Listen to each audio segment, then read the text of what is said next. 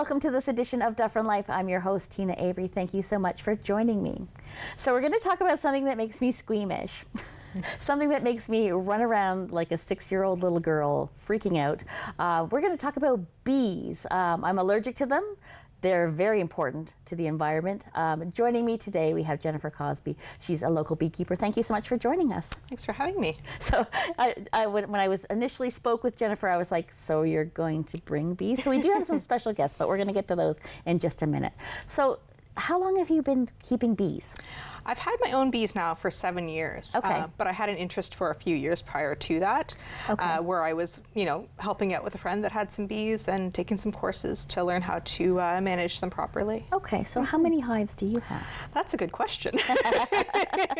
Yeah, they talk about chicken math, but I think it applies to bees as well. I think I have slightly under 50 hives right now. Wow.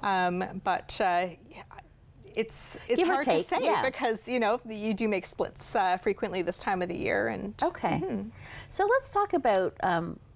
I'm very curious as to why anybody would want to be around bees, but I totally appreciate the fact that you are. But let's talk about what you have to do to maintain the hives. Like, I mean, they're. I would think that they would be very hard to maintain. They are. There's a lot you have to learn to beekeep well. Okay. They talk about beekeepers and bee-havers. Okay. Right? So if you want to be a beekeeper, it's really managing all of the different pests that come into play. I think a lot of people know about varroa mites and managing for them. And there are a lot of treatments you can do to try to keep them at lower levels. Okay. But those also vector viruses to the bees. Okay. So it's managing the varroa so that you manage your viral loads as well with all these other diseases. Well, our special guests are now on the screen. It freaks me out, but I appreciate you bringing them.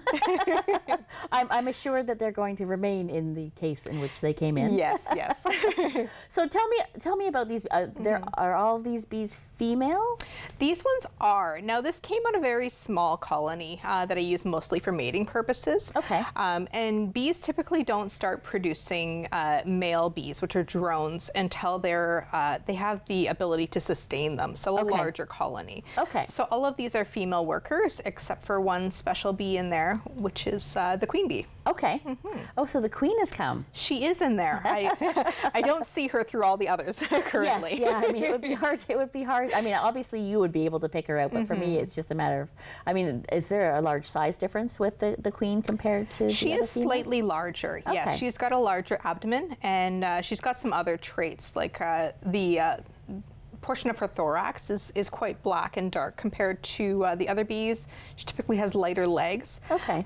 But a lot of people like to look at the wing ratio and how her abdomen extends past that. Okay. Yeah, because they always say that it's amazing that bees fly, right? It is. I remember that from the bee movie. Yeah. It's not because I know much about bees.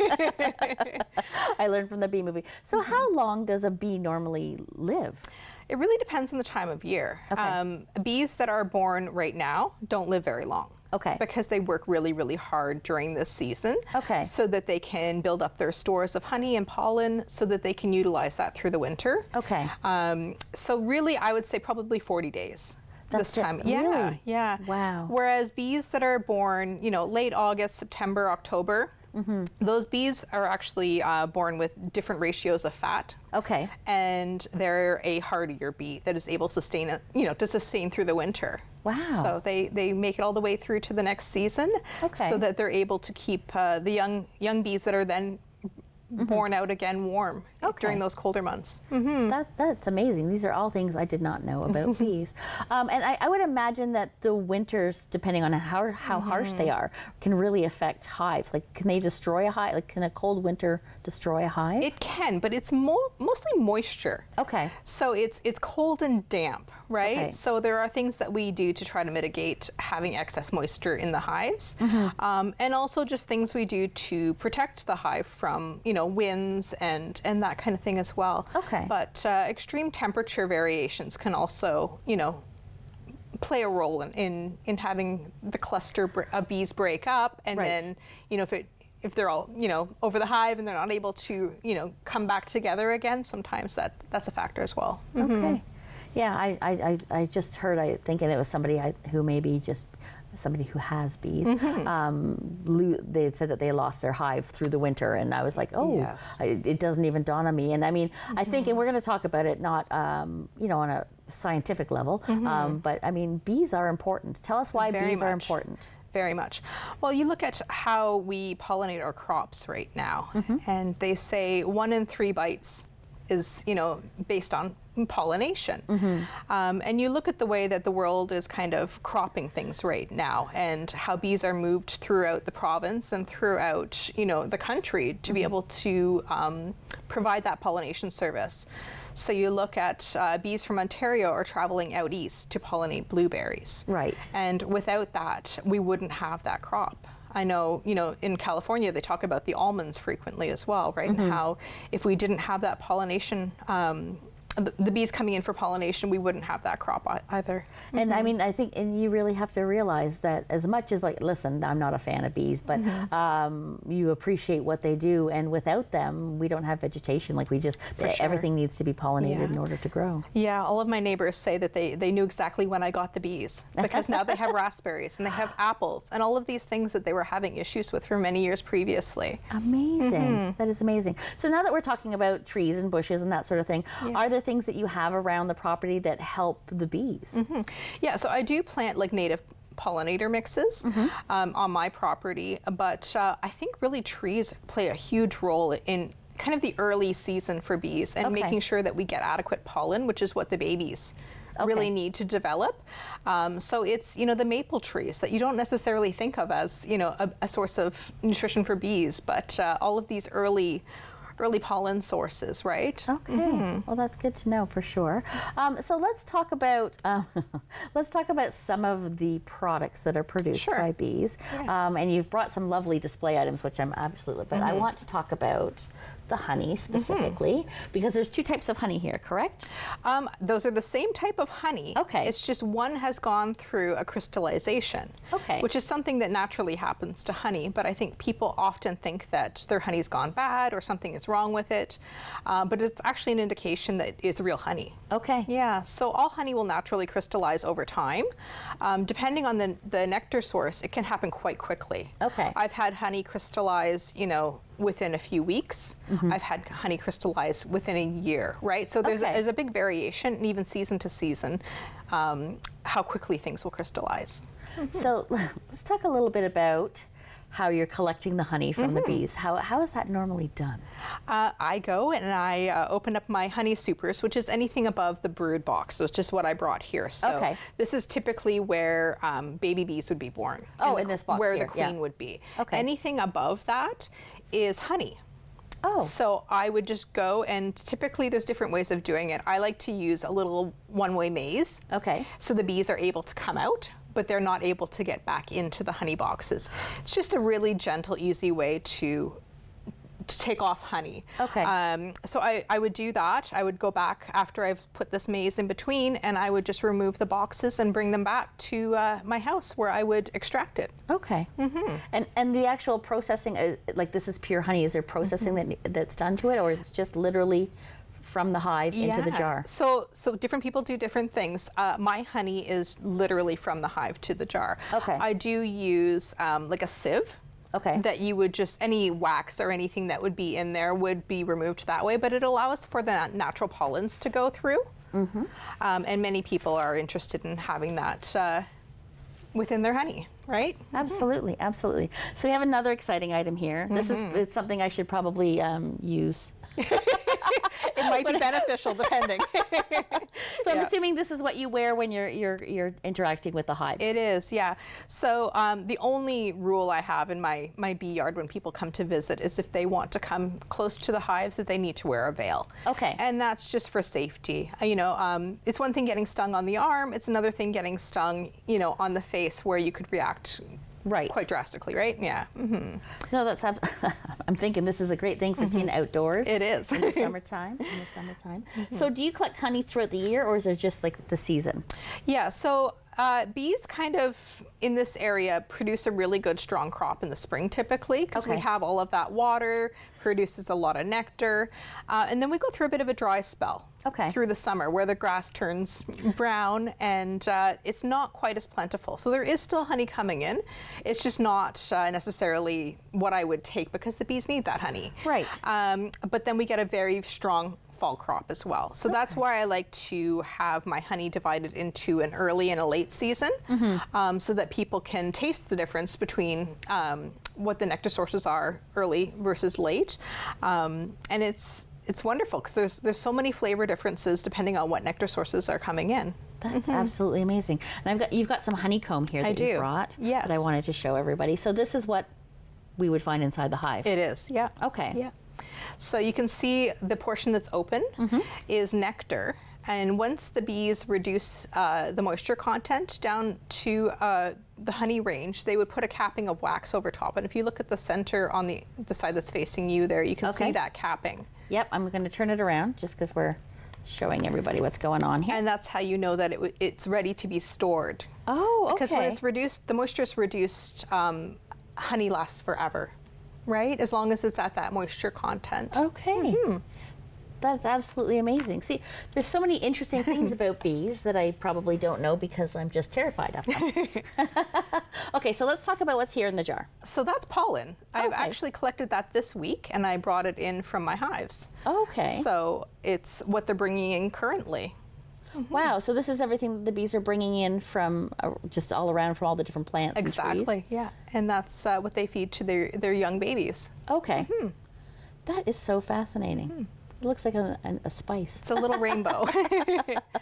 Absolutely, that is great. Yeah. Wonderful. So, do you plan on getting more bees? I hope not. My husband hopes not. Yes, it's one of those things that it's really hard because, you know what I mean? I like to do queen rearing and produce small colonies to sell in the spring. And you need a supply of bees to be able to adequately do that and to look for genetic traits that you want to reproduce in offspring, right? So it gets a little bit more technical when you look to do more of the breeding programs, right? Okay, absolutely. Like it sounds very technical, actually. For sure, for sure. So let's say, for instance, that there's, actually, we're going to go somewhere else. I'm going to talk about when you find like a beehive on your property. What should people do? Because I think my first instinct would be like, get rid of it. But you have to get rid of it the right way. Exactly. So bees, that's how they reproduce. They get to a certain size in their hive, and then they're inclined to split the hive. And the queen will leave with a portion of the bees. And she will leave a queen cell behind that will hatch and take over the responsibilities of that hive.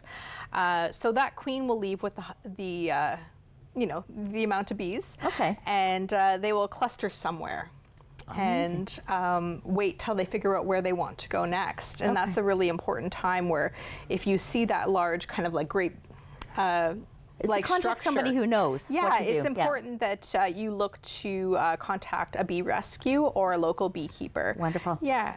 Jennifer, I want to thank you so much for joining us and for bringing our special guests. Wonderful. Thank you very much. Don't you go anywhere. We'll be right back. So we're just going to stand.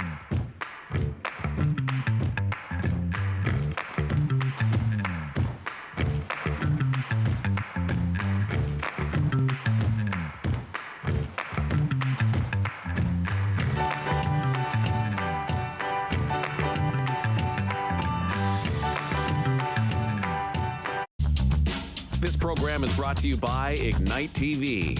Now you're in command. Visit Rogers.com for more details.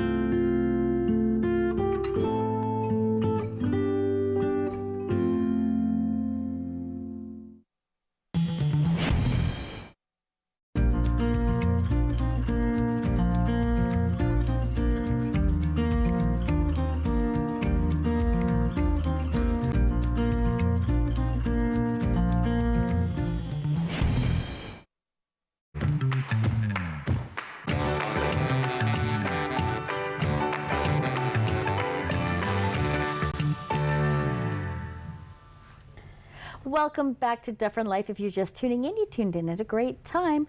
We're going to be talking about a new program that is very interesting and we want to help create awareness for. Joining me today, we have Christine. She's the Executive Director of Caledon Meals on Wheels. Thank you so much for coming back on the show. Oh, well, thanks for having me again. I appreciate it. Well, I always love to have people on it to talk about things that are new. And you have a new program that's just started in Dufferin County, and I just in the end of June. So let's talk about what that program is and what it's all about. Yeah, I'm so excited to announce that Project Lifesaver is coming to Dufferin County. It's in the process of getting started, so we should have it fully operational by probably the end of the summer at least. Yeah. And what it is, it's a service and a support for people with family members who wander. Okay. So as you know, whether you're aging and you have someone in your family who has dementia or Alzheimer's or even a child with a cognitive disability like Down syndrome or autism, if you have anybody of any age who wanders or is at risk of wandering, we have a new program that helps find them should they wander away from home. And yeah, it's not a new program. It's been around for many, many years, but it's new to Dufferin. So we're excited to bring it here. That is amazing. So how long have you had it in Caledon? So in Caledon, it's been around for at least 10, 15 years. Okay. Caledon Meals on Wheels began administering or kind of running that program in partnership with the Caledon OPP in 2018.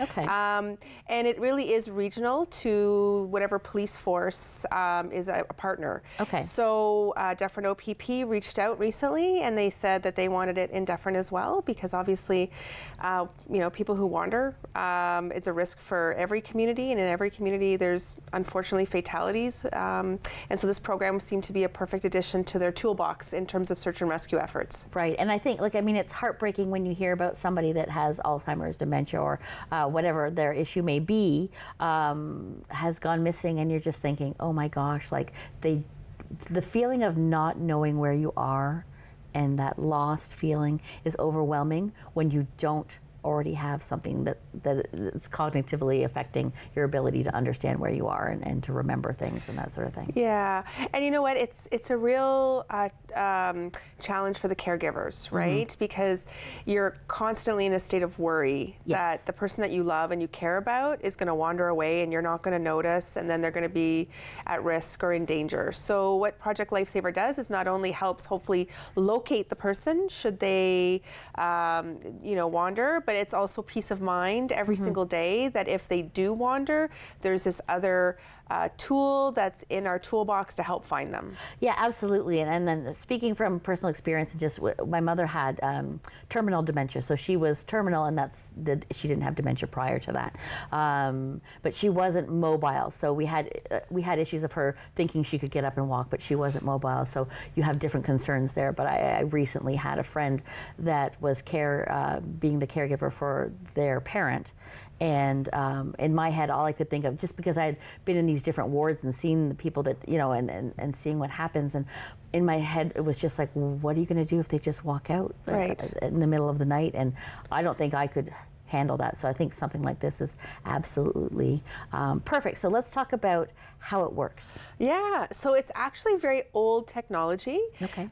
People think, GPS is the best way to find somebody, but as you know, in Caledon and in Dufferin County, sometimes, the internet service is challenged, or there's lots of forested areas or agricultural areas. And so basically it's the use of radio technology, which works really well in rural areas. Okay. And it works in high-rise buildings, it works everywhere. It doesn't have the same limitations. So essentially, the person who is at risk of wandering wears this 1-ounce transmitter device. They come in all different colors, and they wear it. And inside, there's a little transmitter with a number. And so that goes on, and either on their wrist or on their ankle. And should they wander, we register that person with the police, with the OPP. And then the family member would call the police and say, they were part of Project Lifesaver, give them the transmitter number. And then the police go out with all their regular, techniques to track somebody, but also with another piece of equipment, and they're the receivers. Okay. And they're like little almost like They little look like old TV antennas almost. They look like TV antennas, you're right. And then they basically start the search from where the person had started to wander. So it's much more efficient than even canine units, because they can zero in directly to where the person is, versus canine tends to follow the tracking or the scent. So if the person is wandering all over the place and zigzagging, the dog actually follows that exact pattern. This will zero in right on where the person is. And I read something along the lines, and you can correct me to make it more accurate, but that most people can be found within 2 kilometers of where they. So the device works within 2 kilometers. Okay. So even if the person has left that 2 kilometer zone from where the receiver picks it up, the police are doing like a grid search. So they are actually driving around and being able to hear the ping that comes off the transmitter. Right. So they're not just standing in one place. They're actually driving and in the whole area, and they triangulate the area in which the person has gone missing. So they're always moving, and then they will zero in on the strength of the signal. And so, yeah, it's quite effective. Yeah, that's amazing. I mean, I think that for something that is old technology and sounds so simple, it's too bad that everywhere is not doing it all at the same time. And we're so happy that it's here in Dufferin County now. Yeah, and you know what? It's easy to use, right? The caregiver, all they have to do is check that the battery is charged. There's a little device that kind of checks for the battery to make sure it's working. There's no need to plug it in. There's no need to charge it. It stays on the person all the time. It's waterproof. And so it's really easy to use. They don't have to worry about technology, or especially apps sometimes can get kind of confusing. Well, and then when you're dealing as a caretaker, when you're dealing with somebody that has those particular issues of possibly wandering, you don't need more stress. That's right. You know what I mean? Like, you need to take that stress away from them, because that's right. They're already dealing with enough. That's right. And the nice thing is, there's lots of communities that use Project Lifesaver. And if you leave Dufferin County and happen to be in Caledon, for example, and that person wanders away in Caledon, because Caledon has Project Lifesaver, it's the same, the Caledon OPP can find them as well. That's York amazing. Region has it, Guelph Wellington, not all areas have it, so if they happen to be in an area that doesn't have Project Lifesaver, then they won't be able to be using this technology to be found. But if they're in any of those communities, they can use the transmitter number, and the police in any of those areas can use their receivers to find them. Okay, that's amazing. So how does someone apply for something like this? Because I can just imagine there are some people that may be watching the show going, I need one of those. How do they get one? So, right now the officers at the Dufferin OPP are being trained, so it's not like ready to start right now, but we are taking names and happily answering questions of anybody who's interested. They just have to call Caledon Meals on Wheels. Our number is 905-857-7651. Or if you want a little bit more information, you can go on our website, www.cmow.org. You can speak to Roxanne or Christine, and we're happy to give you as much information as you need. And when we'll take all your information, and as soon as the officers hit the ground with the equipment, we will get you started. That's amazing. So are there costs involved? So there is the cost of the equipment. The equipment is $400, and that, believe it or not, the little piece of technology that's inside the radio transmitter is actually the most expensive piece. But we do have a program in place that if anybody is facing financial challenges, then we're happy to put through a subsidy application to help pay for that, because we truly believe that no one should be without this if they really need it. Okay. Yeah. So let's talk a little bit about bringing this program to fruition, like what type of funding you had to actually do that. Well, this is wonderful, because it was actually the Orangeville Lions Club who stepped up and said, you know what, they believe in this program, they think it's needed, and they, through their bingo program, right here on Rogers TV. That's right. Funded the equipment that got this program started. That's amazing. So, and it's not just for Orangeville. It's going to be used all over Dufferin County. So whether you live in Shelburne or any of the other areas, The Lions groups in Orangeville and surrounding areas do phenomenal work to put money into the community that really makes a difference. They do. They do. They really do. And I just, it's overwhelming. And I mean, I love that they were here, they do their bingo here, and that you actually see where some of that money goes. Yeah. And and they've been so supportive and so excited to help us promote it and get the word out, because like us, they want the community to know about this, and give us a call if you have someone in your family who really needs it. Okay, well, we've got a few minutes left, and I want to, because we're kind of near the end of the summer, and I want to talk about what you have coming up, a special event you have coming up in September. Well, we're really excited to say that we're in conjunction with the Blue Sea Foundation doing a fundraiser called the Grand Parade. And the Grand Parade is essentially, simple concept walkathon. It's like a walkathon, but It's going to be a lot more fun. We're going to have food, and it's going to be up in Dufferin-Caledon. And again, all the money's raised go to help support programs like Project Lifesaver, Meals on Wheels in Orangeville and in Caledon, friendly visiting, and all the other things that we do. And so really, you just got to go to our website. You can click on the link, or you can go to thegrandparade.org, and you just type in Caledon. It's our name will come up, and you can register as a sponsor, as a donor. You can register as a walker in one of our teams, or you can even be a team captain and get your workplace together, or your friends together, or your church group together, and come and support our organization and the programs like Project Lifesaver that we operate for the community. Well, like I said, we've just got a couple minutes, and I mean, we could talk about your programs for another 15, 20 minutes at least, but let's talk, we've got a couple minutes, just talk about your regular programs that you have, not the new one, but the regular one, the regular ones you have for Meals on Wheels. So Meals on Wheels, obviously most people know us for our meals, so it's a program for people who have a hard time maybe cooking for themselves or cooking for one. You don't necessarily have to be an older adult or a senior. You could be somebody who's had surgery, you can be somebody who has a disability, and cooking and nutrition is a challenge. So we serve obviously all of Caledon, but we also serve Orangeville and the surrounding areas.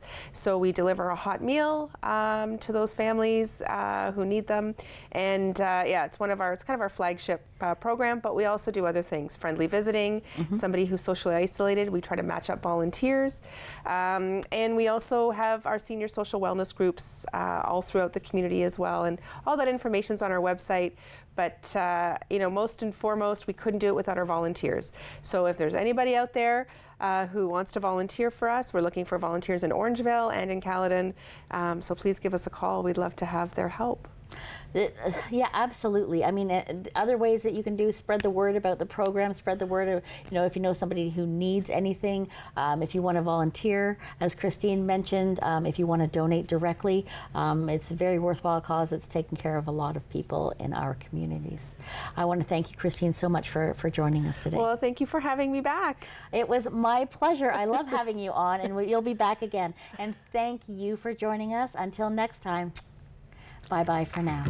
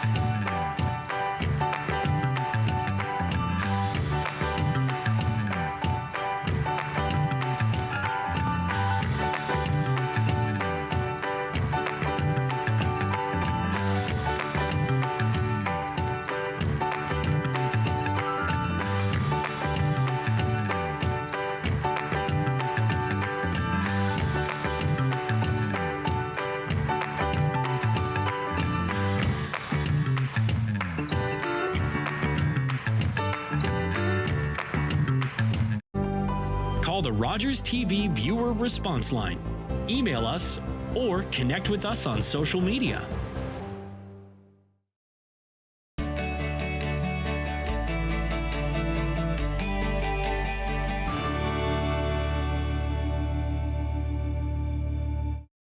I'm Nicole Martin, the proud ambassador for the Comfort Bear program. Comfort Bears provide these cuddly bears to local children who are terminally ill.